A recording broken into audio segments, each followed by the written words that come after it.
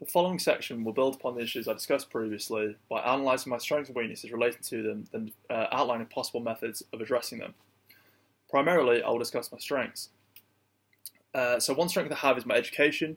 So having obtained a first-class honours in my bachelor's and being on track to gain a distinction in my master's degree, this will positively influence my future employability. As mentioned previously, automation poses a huge risk to my future employability. However, a study by PwC identified that those entering the industry with a high level of education were 36% less likely to be at risk of automation. Moving on to culture, one issue I discussed previously was that of cultural dissonance in an ever-expanding financial industry. This is exacerbated by my desire to work in the Middle East, where there's a huge cultural disparity. Now, one strength I do possess in this area is a high level of cultural intelligence. Having spent 14 years of my life growing up in the Middle East, I've immersed myself in the understanding and appreciation of different cultures. This is further evidenced by my high score in the Cultural Intelligence Questionnaire. Moving on, another strength I have was shown on the psychometric test, in which I scored very highly in both the verbal reasoning and numerical sections. This was not surprising as I do pride myself on my linguistic capabilities, which is a strength when giving presentations or conducting interviews. Moreover, the numerical reasoning was expected, as completing a financial degree I've learned to become adept with numeracy.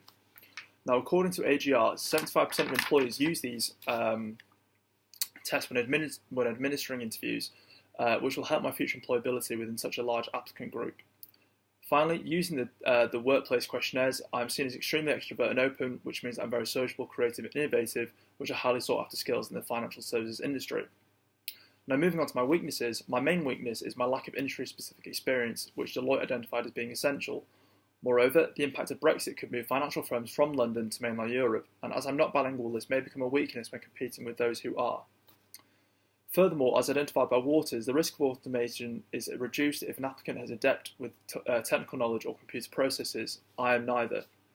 And finally, a further weakness when competing against such a large pool of applicants is my results from the logical reasoning test, which showed that I'm considered as quite easygoing and disorganised, which are skills that are not sought after within the financial services industry. However, in light of the strengths and weaknesses I've covered, it's apparent that there are areas of development. These primarily relate to my lack of industry experience, technical knowledge, and logical reasoning. The steps I must take in order to combat these are to secure a summer placement within the gain a summer placement with the utmost urgency to gain this vital experience. Moreover, I should aim to get a background knowledge and understanding of the current technology being used within the financial service industry, and I should also improve my logical reasoning skills by completing more tests. However, ultimately, I feel I have a significant amount of strengths that will aid my future employability, but the main aim now is to showcase these whilst aiming to combat my weaknesses.